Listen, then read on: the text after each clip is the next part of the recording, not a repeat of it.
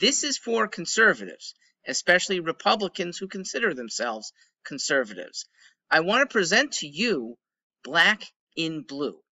It's an idea I fully endorse. It is probably the best idea for Republican ascendancy since Calvin Coolidge, maybe even of all time, and I'm including Lincoln. Black in blue is the tactic for blue areas of the country, meaning run by Democrats, to run black conservatives to compete. Now, I'm in the middle of a big swath of blue. I sit in central Connecticut. Okay, the congressional delegation in my state, it is all blue. Okay, we are 0 for 5. Rhode Island, all blue. Massachusetts, all blue. And it's been that way for 25 years. Southern New York, of the 19 Southern New York districts, they're all held by Democrats except 3, the 3 on the islands, 2 Long Island and 1 Staten Island. And add Northern New Jersey with 10 seats there, all blue.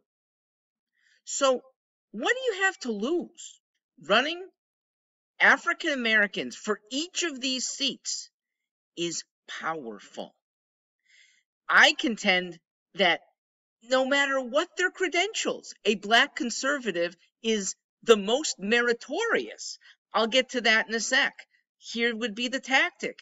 Imagine in, let's say, Connecticut, 5 African-American women and men, that's our 5 congressional districts, campaigning as a posse. It's not a big state. You can go around to one corner to the other in less than 3 hours. All 5 espousing the good conservative values that they would like to see Connecticut adopt. Frankly, I think most of Connecticut actually has that, but they're under the sway of Democrats when it comes to pulling the lever. The media pillories Republicans. They're kind of confused, though, if it's a black Republican. Do this in Massachusetts, Rhode Island, my state of Connecticut, New York, New Jersey. Okay, from east to west, a huge posse to fight the powerful left. I would do this in northern Illinois, which is exclusively held by Democrat. We're 0 for 10 there. And the Pacific Coast, it's 24 districts that touch the Pacific Ocean from the Canadian border all the way down to Seattle, San Diego. Republicans hold 1. Okay, Michelle Steele, Seal Beach. Hang in there, girl. I would like to address whether this is affirmative action. Well, first, assess whether affirmative action is, at certain times, a good thing. In the 1960s, I contend that it was. African Americans had a history of slavery, a continuing history of Jim Crow, where governments were putting them down. It was right. It was right for modern governments to balance things out. Now, even if you feel that affirmative action is a kind of not so American diminishing of merit for skin color, I contend this is not affirmative action because the most meritorious people for breaking the left are black conservatives. Okay? There is no sacrificing of merit. African American conservatives are heroes, okay? They exude bravery, for one. I mean, day in, day out. To not have the rest of your community behind you is rough.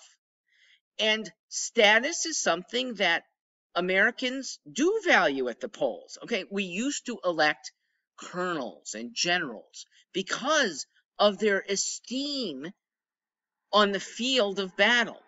Now, black Americans don't face battle enemy sabers anymore, but they do face the metaphorical long knives, okay? The metaphorical steel of those who would say, you're traitors. And they live with that every day and yet stand up.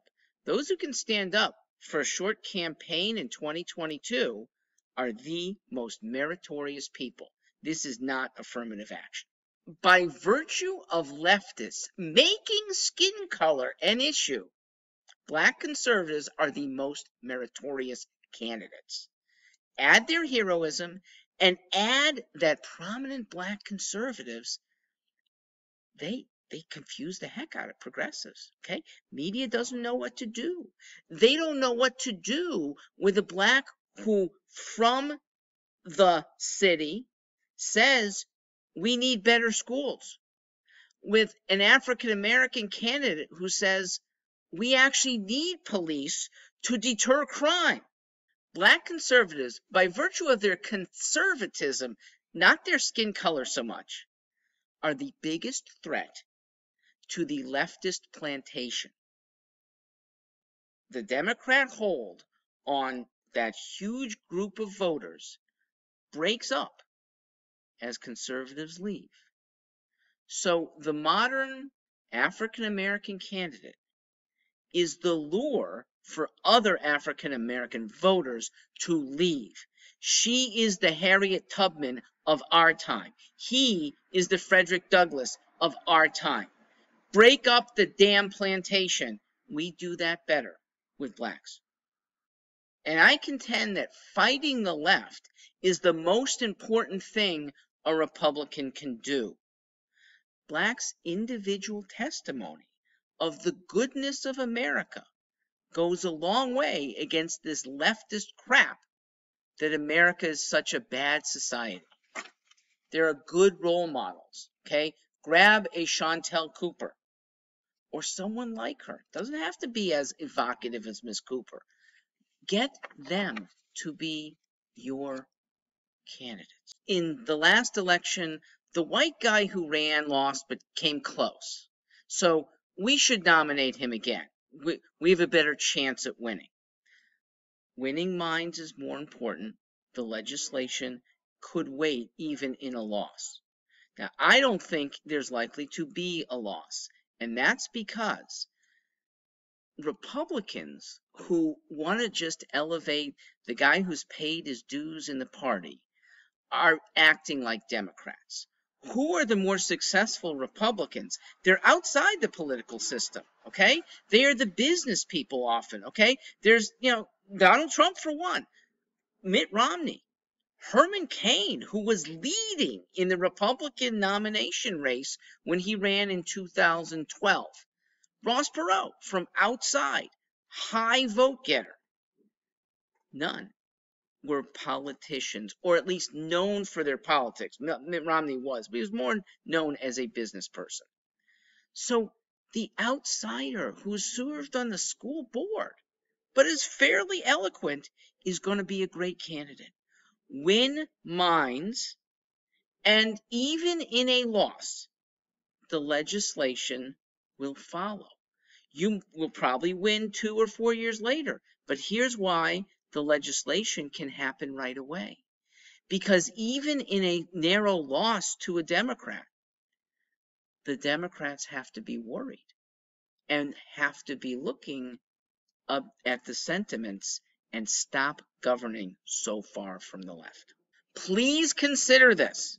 Please recognize that political chops are not as important in this kind of race to defeat the left.